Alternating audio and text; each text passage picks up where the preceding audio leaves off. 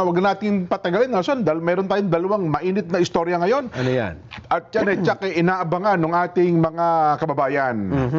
Una, tinupad po ng COMELEC ang kanilang sinasabi na sa araw na ito'y magdidesisyon na po sila sa isyung kinasasangkutan ni Senador Rodante Marcoleta. Aba, Di ba? tungkol sa sose? Tungkol po doon sa kanyang statement of assets, statement of contribution and expenditures. Oo. Ano ha? Oo. Pero nagkaroon kasi ng konting, delay yan dahil sa may pumasok na usapin ng SALN. Oo nga. Ang pwede daw palang dinggin ng COMELEC dyan, yung SOSI lang. Yung SALN, hindi obra. Oo. Kasi sa ibang opisina ata yun. Pero ganun pa man, ayun ho, nagpalabas na po ng desisyon ang COMELEC, Nelson. Ano sabi? Batay po sa naging pahayag ng COMELEC, pinagtibay po ng Commission on Bank. Ibig sabihin, yung lahat ng mga commissioners, Nelson, ng COMELEC, ang rekomendasyon ng kanilang Political Finance and Affairs Department, ito pong PFAD, Okay. itigil na, i-terminate na ang ginagawang investigasyon laban kay Senador Rodante Marcoleta. Bakit Ayun. naman? Ba't ititigil? Hindi ba mukhang- natapos na? Ha? Tapos na ba yung investigasyon? Titigil lang. Ay mukhang ititigil na kasi wala naman daw nakikitang ebidensya Oh, na magdidiin kay Senador Marcoleta, Nelson. ganun ba? Oo. Oo. Yan. Mamaya, ire-report ito ni Erno Bringas. Pero unahin na natin siguro. Tsak hinihintay na ng ating mga kabayan itong mainit-init na balitang ito Diba? At yung pangalawa, mamaya, ay yung naging desisyon naman ng House Committee on Justice ba yun? Oo. Ukol doon sa usapin ng impeachment laban kay Vice President Sara Duterte. Ano naman ang kanilang napagdesisyonan? Mukhang sufficient in form at sufficient in substance. Tapos, meron pang sufficient in grounds. May dinagdag ba? Yung grounds kanina. Sufficient in ground. Oo, ground. Ganon. No. Kaya tuloy ang hearing. Ibig sabihin, hindi pa naman isasampa sa Senado, Jen. Hindi pa akyat. Magkakaroon para, kumbaga sa ay yung preliminary hearing. Ayun. Yan. Didinggin yung testimonya ng testigo at tatanungin naman yung yung nasasakdal. Ayun. So, kung ang pag-uusapan doon sa committee level pa lamang, doon pag-uusapan, hindi pa iakyat sa Senado. Pero ibig sabihin, buhay pa. Ayun. Hindi pa pinapatay.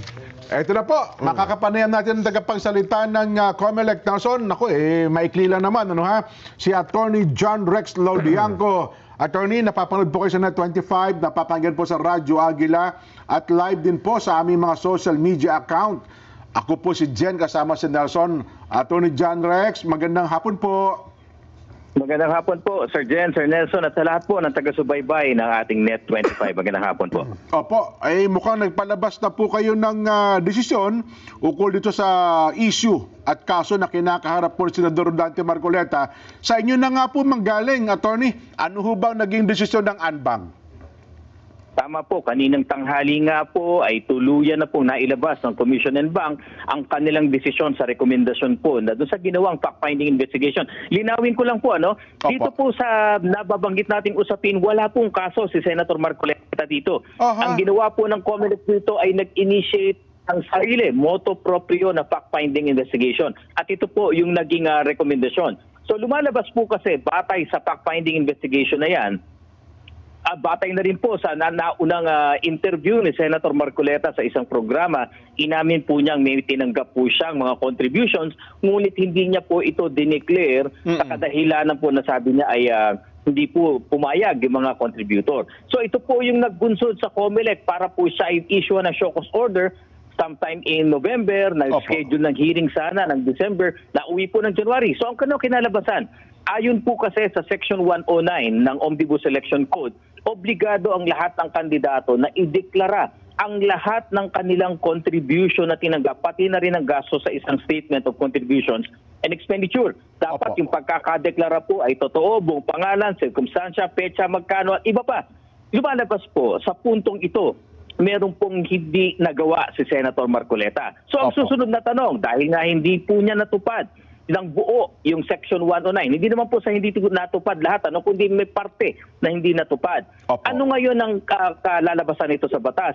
Lumalabas po kasi yung Section 109, bagamat dati, noong 1985 pataas, lumalabas po yan, pag yan na hindi mo sinunod, kasong kriminal po yan. Aha. Ngunit noong 1991, nung lumabas ang Republic Act 7166, sabi ng Republic Act 7166, yung Section 109 na yan na dating kriminal, hindi na kriminal sa ngayon.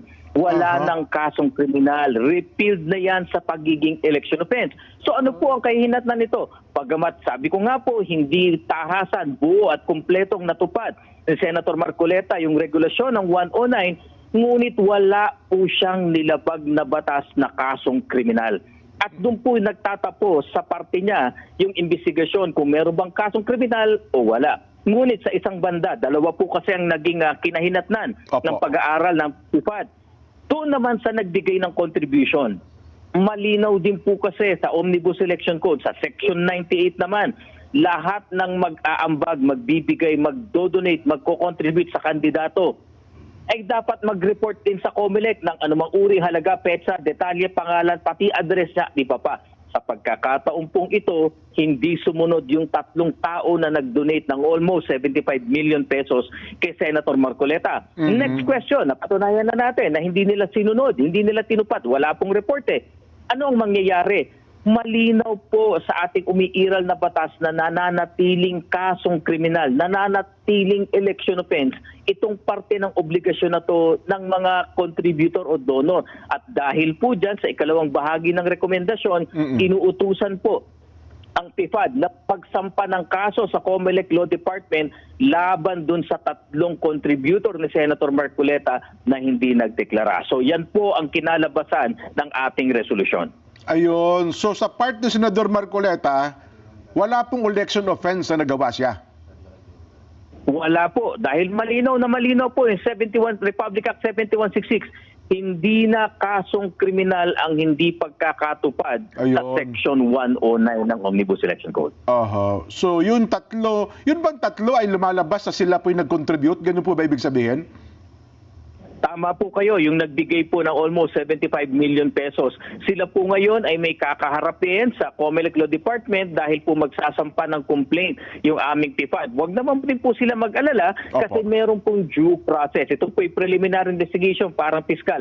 Pwede po sila magsumiti ng kanilang tugon, ng kanilang sagot, pati ng kanilang ebidensya. Aha. Pero sa usaping ito, halimbawa, kasi di ba yung SOSE, alam ko, parang pwedeng itama, kung nagkamali. Amendment. May amends. Ito ba, halimbawa, na-late ho kami.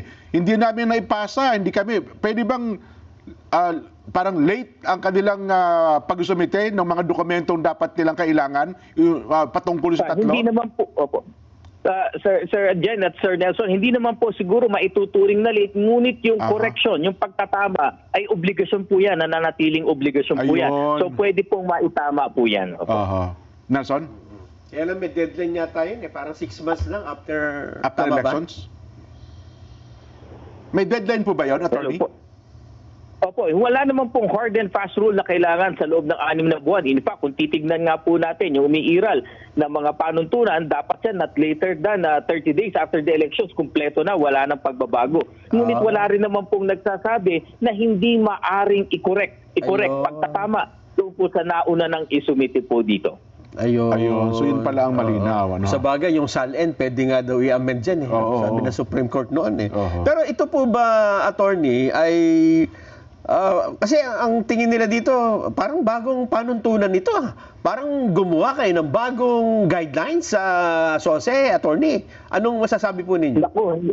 Naku, hindi po. Gaya nga po na napag-usapan natin, yung unang batas, Omnibus Election Code 1985 yan, na tama naman po kung nasunod yung dating batas talagang criminal offense po yan. Ngunit noong 1991, lumabas po ang Republic Act 7166. Ano ang sabi ng Kongreso? Yang mismong Section 109 na nagtatakda, dati kasong kriminal, pag hindi mo nasunod, ay hindi na kasong kriminal. So hindi po ito bago. Nagkataon lang po siguro na yung mga ilang pong may pananaw dito, maaring hindi po nila nadaanan yung isa pang batas. Alam niyo po kasi, hindi po iisa ang batas panghalalan. Napakarami pong batas panghalalan. Kaya nga po, COMELEC ang nauna pong nagsusulong nung pagsasubmit namin ng Revised Omnibus Election Code. In fact, ginawa po namin ito ng 18th Congress.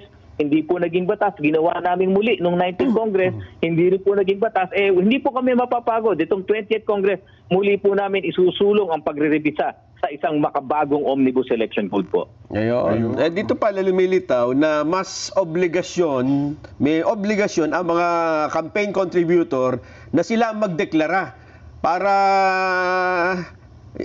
kasi kung hindi i-declare nung kandidato, at least doon makikita, di ba? Sa mga contributor. Sa mga contributor, kung sino-sino yung nag-contribute. Tama po ba?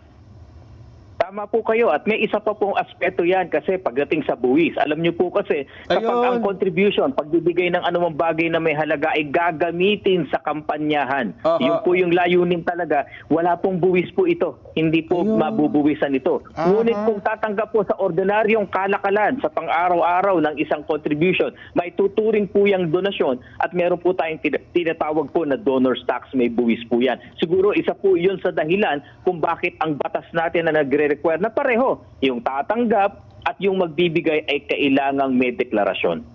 Ayun. Oo nga. No. Pero teka lang, naalala ko, di ba meron pong complaint yung grupo ng Bantay Daya, yung kila Attorney Arrow ba yun? Hindi ba kasama ito sa nag-iusapin?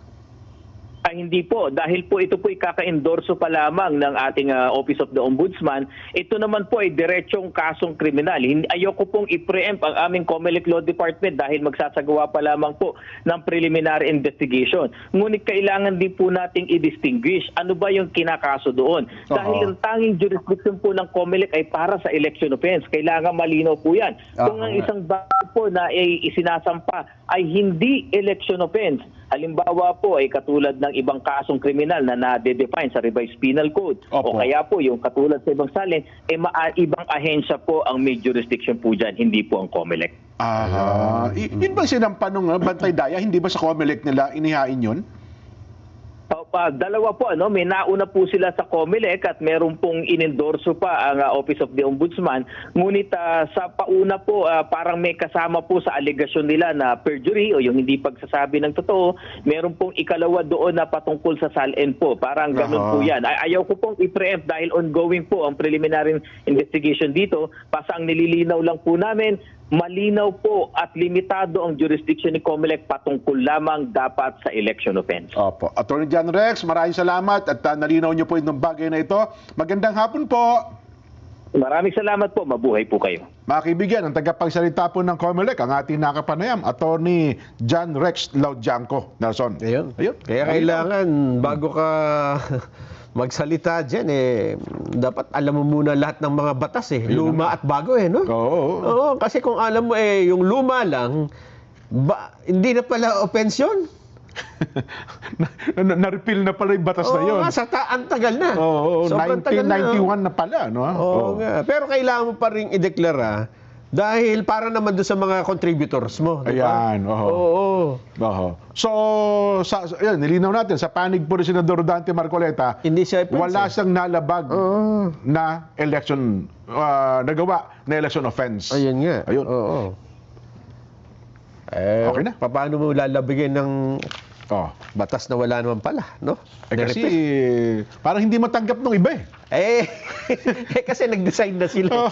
Para sa kanila kasi, naku, yari na, huli na. Ayan nga sabi natin, di ba? Oo. Maging sa Senado nga kitang-kitaan niya na ito isang paglabag, usapin ng ito. Oo nga. Ano tawag doon? Bribery niya ito. Diba mga ganyan, no? Kaya kung yun ang pakikinggan mo, naku, guilty. Parang gano'n, ano? Kaya nililiwanag po, wala pa lang election offense. Kung ano man po ang mangyayari at kaganapan ukol sa bagay na yan, yan na po. ang desisyon ng Commission on Elections, Nelson. Ngayon. Aha. At sa panig naman pala ng mga campaign contributors, Nagpapaliwanag sila. magpapaliwanag po kayo. Hindi sila nagdeklara. Oho. Kasi yun pala yung nananatili sa patas. Ano? Oho. Yung mga campaign contributor, bagamat yung mismong politiko ay, ang tag doon, sabi niya? Hindi na siya Oo. criminal offense, hindi na siya election offense sa Aha. ngayon. Okay. So,